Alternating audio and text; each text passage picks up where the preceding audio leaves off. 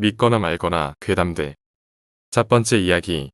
침대를 흔드는 기숙사의 어린아이 귀신.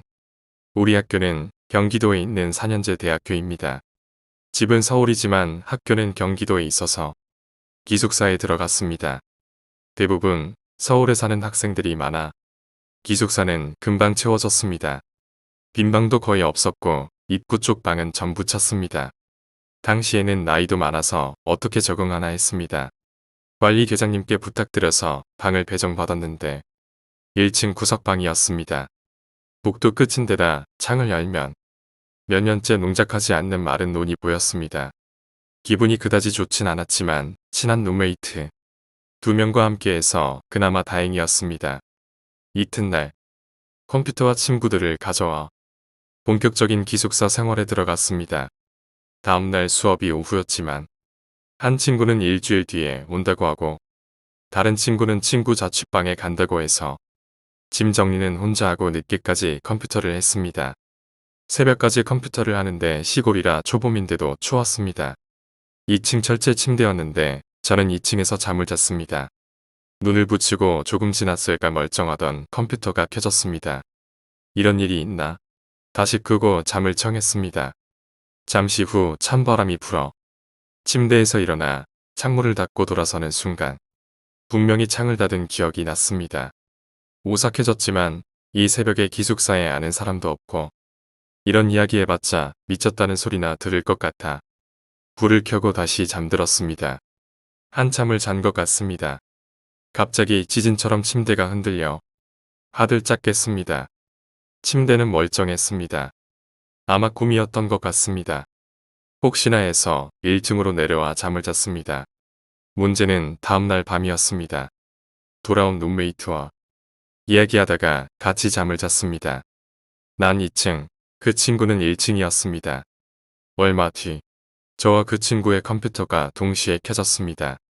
어리둥절해하는 친구를 뒤로하고 저는 아예 전원 코드를 뽑아버렸습니다. 다시 잠이 들었는데 한참 시간이 지나니 갑자기 어제처럼 침대가 흔들렸습니다. 어제와는 다르게 일어나도 멈추지 않기에 친구의 장난 같아서 밑을 봤습니다. 그 친구는 미동도 없이 잘 자고 있었습니다. 그런데 흔들림이 갈수록 심해졌습니다. 너무 무서워진 나머지 저도 침대를 같이 흔들어 버렸습니다. 곧 잠잠해졌습니다. 지치고 무섭고 뜬 눈으로 잠을 지새우다가 잠이 들었습니다. 다음날 일어나니 머리가 너무 아팠습니다. 친구에게 어젯밤에 있었던 일을 이야기했지만 많이 피곤했던지 제가 침대를 흔든 것도 모르고 잤다고 합니다. 몸이 허해졌나 싶어서 그날 밤은 반대편 침대에서 자기로 했습니다. 혹시나 하는 생각에 전원 코드를 뽑고 잤습니다. 잠시 후 또다시 컴퓨터가 켜졌습니다. 분명 콘센트는 뽑았습니다. 무서워서 바로 불을 켰는데 다시 보니 컴퓨터는 꺼져 있었습니다. 정말 몸이 허해졌나 싶었습니다. 내일부터 보약이라도 챙겨야겠다고 생각하며 다시 누웠는데 인기척이 느껴져서 눈을 떴습니다. 어제 제가 잤던 반대편 침대에 어떤 아이가 책상 위에 올라가 침대를 잡고 마구 흔들고 있었습니다. 놀라운 건 아이는 침대에 봉이나 모서리를 잡지 않고 어제 제가 머리를 두었던 곳에 손을 뻗고 거길 흔들고 있던 것입니다. 그 때문에 머리가 아팠던 것 같습니다. 전 비명도 지르지 못하고 그대로 돌아 누웠습니다.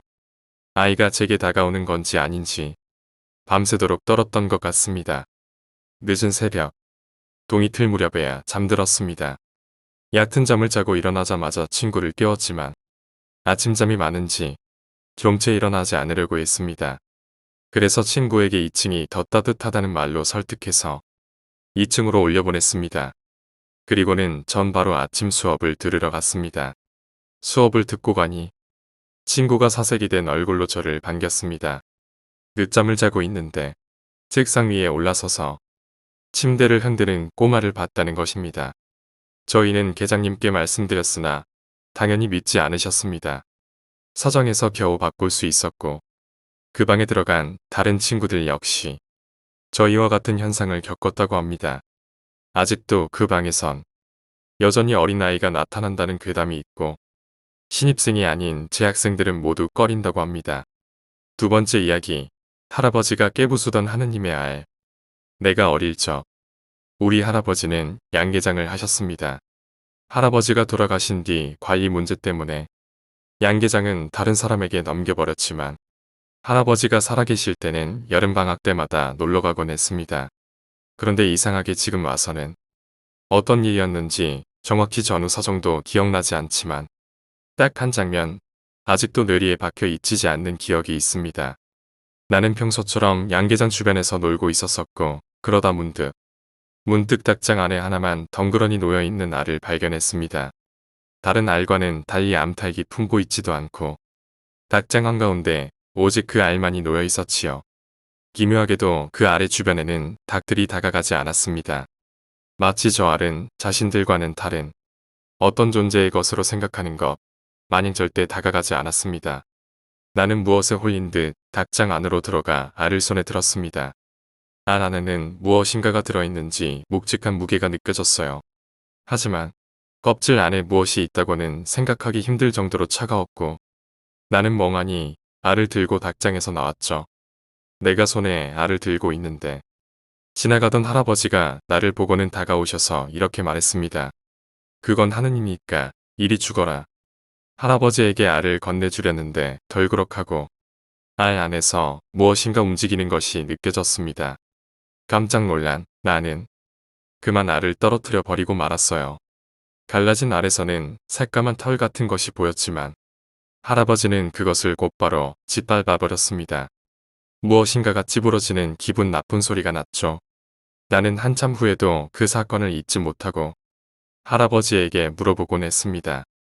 하지만 할아버지는 좀처럼 그 이야기를 꺼내려 하지 않았습니다. 결국 내가 할아버지에게 그의 얽힌 이야기를 들은 것은 몇 해가 지난 후였습니다. 이 양계장이 있는 주변은 옛날 늪지대였는데 거기에 어떤 신을 섬기는 신사가 있었다고 합니다.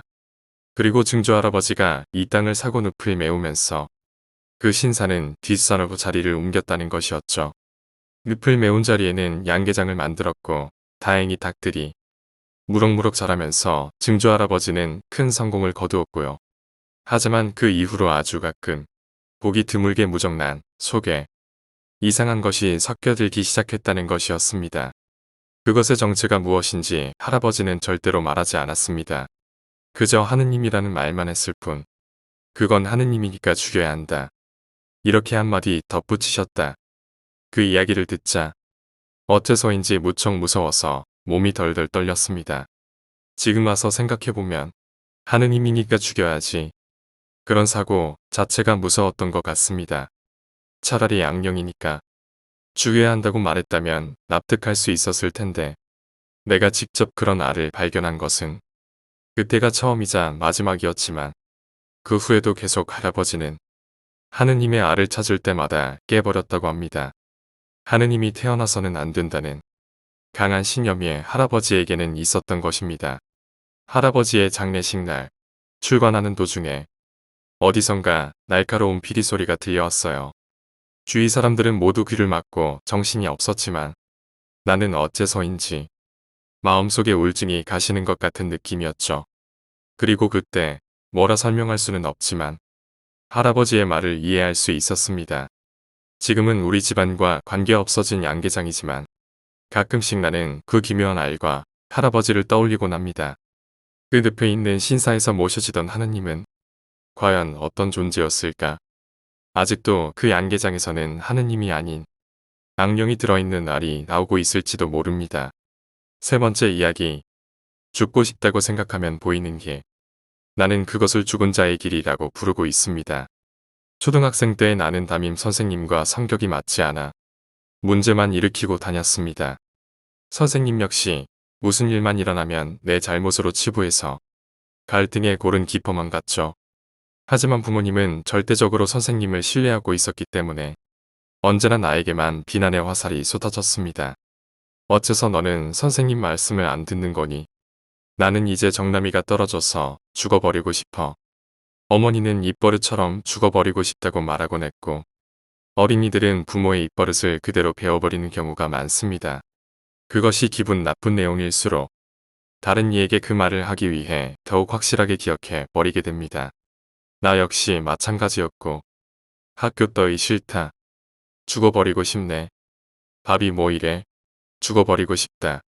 어머니와 똑같이 기분 나쁜 일이 있을 때마다 나는 그 말을 입에 담았습니다. 그런 어느 날 내가 말하는 것을 들은 어머니가 나에게 말했습니다.